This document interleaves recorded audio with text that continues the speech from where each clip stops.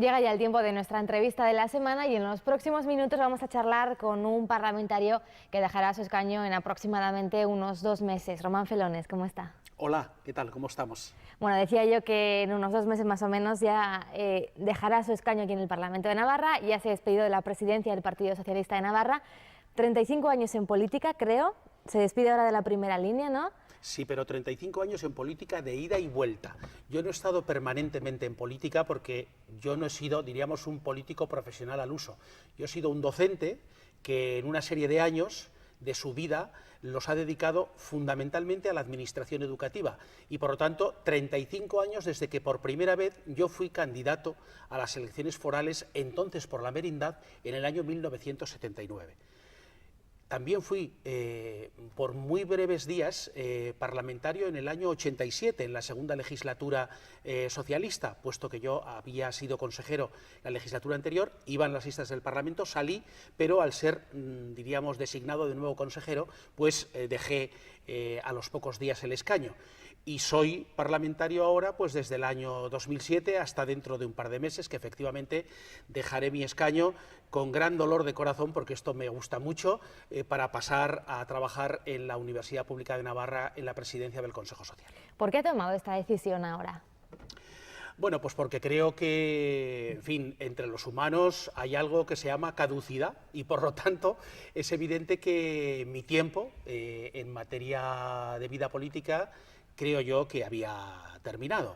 Y aunque no era mi intención, sino terminar en definitiva la legislatura, pues se planteó la posibilidad de acceder a la presidencia del Consejo Social. Para mí, un puesto de gran interés personal y también para servir a la Universidad de Navarra, y después de consultarlo con el secretario general de mi partido y ver que, bueno, no perturbaba gran cosa los planes que había al respecto, pues decidí optar con un cierto riesgo, porque no lo olvidemos que a diferencia de otros consejos sociales, esta es la única universidad española en que el presidente del Consejo Social lo es por elección de sus miembros, mientras que en el resto de las universidades es por designación del gobierno. Y por lo tanto tuve que someterme, lógicamente, a una votación que gané. Tuve la confianza de mis compañeros los consejeros y ahí estoy, feliz y contento, intentando, lo mismo que ha sucedido en esta casa, no aburrirme en nada y tratar de ser eficaz en la medida de lo posible en lo que haga. ¿Y qué balance hace de todo este tiempo de ida y vuelta, como usted dice, dedicado a la política? Se ha despedido de la presidencia de su partido con palabras de agradecimiento, perdón y ánimo. Efectivamente, bueno, son dos ámbitos distintos. En primer lugar, me pides el balance. Y yo debo decir que he tenido la inmensa fortuna, cosa que todos los humanos lamentablemente no lo pueden decir, de haber sido feliz con las 3 grandes pasiones que yo he tenido. La primera pasión, la docencia. Yo comencé como docente y culmino como docente. Yo me jubilo en el Instituto de Estella como catedrático. Lo que pasa es que estoy en comisión de servicios en el Parlamento de Navarra. Y yo en la docencia he trabajado mucho, pero he disfrutado mucho. Tanto o más he disfrutado y más he trabajado en la actividad política, con la fortuna además de haber sido director provincial de Educación, consejero de Educación, Cultura, Deporte y Juventud durante 7 años, director de la Alta Inspección 4 años y casi 7 años parlamentario. Por lo tanto, afortunadamente he tenido la oportunidad de vivir la política en los diferentes ámbitos, todos para mí apasionantes, a pesar de que hoy no sea el tiempo más oportuno para hablar de este tema, en la que creo que se puede y se debe servir a la ciudadanía navarra, que es para lo que estamos. Y finalmente, mi tercera pasión, afortunadamente no he tenido ninguna necesidad de dejarla aparte, porque ha sido la familia, y con ella continúo, como diríamos hoy, que resulta tan inusual, con la misma y con mis hijos. Y le decía yo, se despedía con esas palabras, ¿no?, de agradecimiento, de perdón. Bueno, yo tengo que agradecer mucho a mi partido, que efectivamente me ha permitido llegar hasta donde yo profesionalmente no hubiera podido llegar. Yo les dije el otro día a mis compañeros cuando me despedí de ellos, bueno, que mi vocación natural hubiera sido ser director del instituto, que lo he sido, inspector de educación, probablemente a lo mejor haber pasado a la universidad, pero la vida política me ha permitido tocar muchos titos, conocer a muchísima gente de grandísimo interés y servir a los ciudadanos en un puesto de vanguardia. Y efectivamente para mí esto es impagable. Y por lo tanto agradecimiento, insisto, al partido que me lo ha dado todo, porque yo por mí mismo evidentemente no hubiera conseguido esas cosas.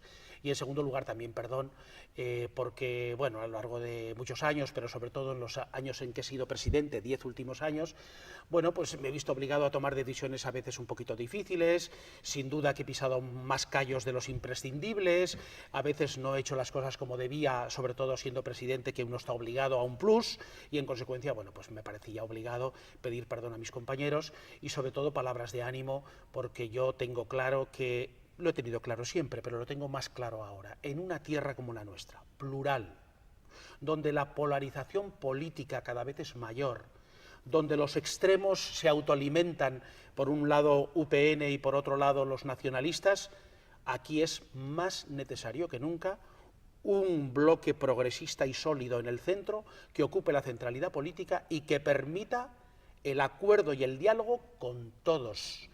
Y lo que estamos viendo en este Parlamento, lo que hemos visto a lo largo de estos últimos años, es que nuestro partido es el que está mejor posicionado para justamente hacer esa operación de diálogo con unos y con otros. En este Parlamento, en los últimos años, sale lo que el Partido Socialista quiere que salga, básicamente, porque cuando realmente se inclina por un lado tiene los apoyos de UPN y cuando se inclina por otro lado tiene los apoyos de los nacionalistas. Y a veces, afortunadamente, y no tan escasamente, unanimidades, que no se dice, pero en este Parlamento la unanimidad también se desarrolla y se consigue con alguna frecuencia. Por lo tanto, para el futuro es evidente que esa tarea es muy importante. Yo les dije a mis compañeros que había que avanzar en este camino, dejando perfectamente claras dos cosas. Una, que nosotros tenemos un principio básico del que no nos podemos mover. Apostamos y nacimos, entre otras cosas, además de para ser socialistas navarros. Y por lo tanto, la apuesta por Navarra como comunidad diferenciada es para nosotros esencial. Teniendo esto como línea roja, es evidente que nosotros aspiramos a una Navarra progresista y, por lo tanto, insisto, garantizada la línea roja del hecho diferencial navarro, nosotros debemos hablar con quien haga falta para conseguir que las políticas que se hagan en nuestra comunidad sean unas políticas para la mayoría progresista de esta tierra. Y ese es el gran reto que en el inmediato futuro le espera al Partido Socialista. Yo lo veré desde la barrera, pero espero verlo. Veremos cómo se va desarrollando en los próximos meses. Deja la presidencia del partido en un momento en el que está el debate de las primarias, de las que usted es partidario.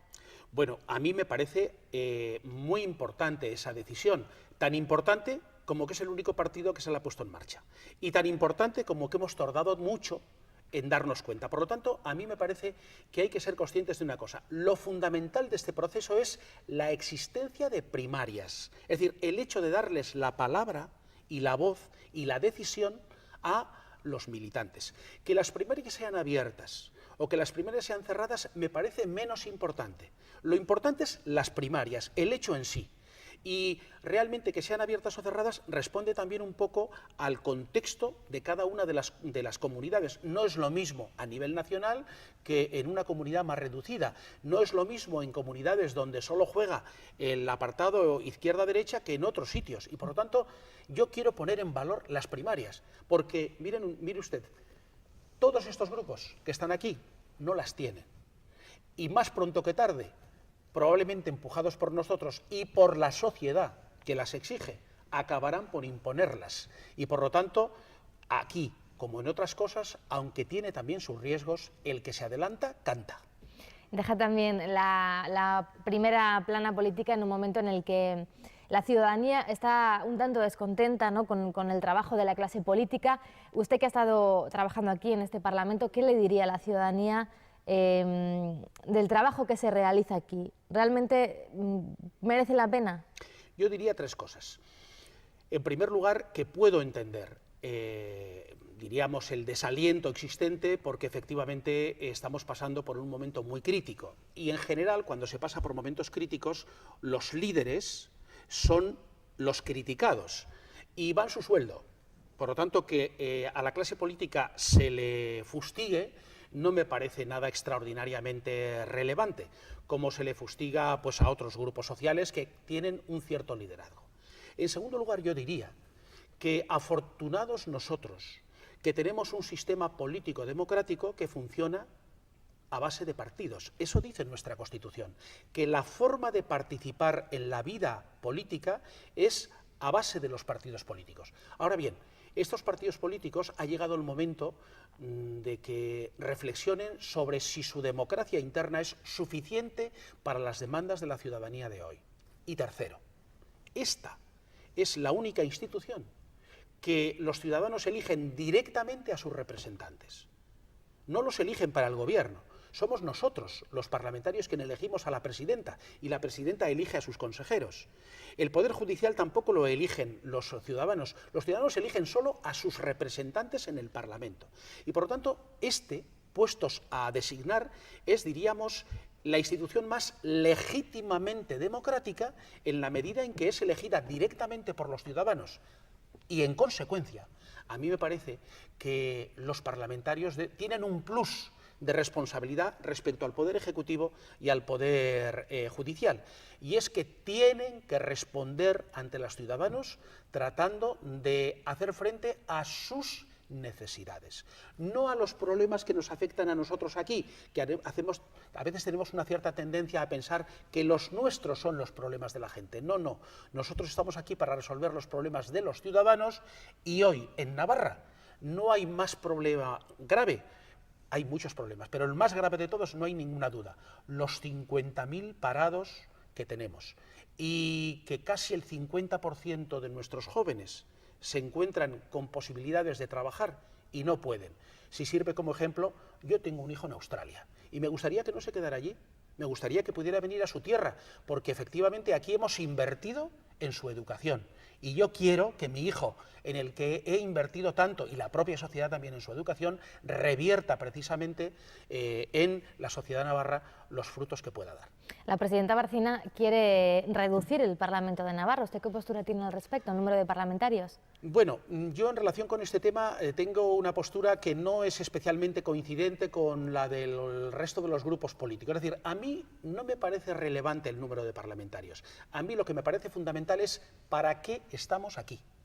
Eso me parece lo esencial. Es decir, el Parlamento, insisto, es la institución que hay que cuidar más, porque somos, concretamente, insisto, los únicos que somos elegidos directamente por los ciudadanos.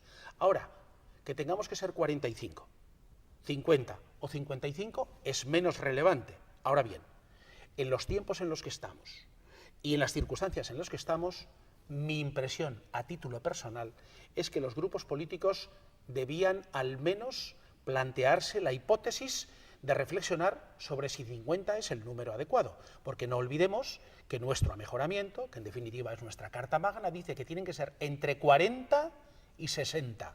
Por lo tanto, tan legítimos 40 como 50 como 60, y en mi opinión lo que hay que atender es a las necesidades de hoy. Román Felones, pues ha sido un placer charlar con usted estos minutos. Muchas gracias y mucha suerte en su nueva etapa en la Universidad Pública de Navarra. Pues muchísimas gracias a los medios de comunicación y a vosotros en especial, porque, en fin, me habéis acogido siempre con mucho cariño. Creo que he podido decir lo que he querido y no lo olvidemos que los medios de comunicación son muy importantes también en la faceta esta de cuidar la vida política, porque nosotros no somos sino lo que vosotros decís que somos. Y por lo tanto me parece muy importante que eso se tenga en cuenta. Muchas gracias. Gracias.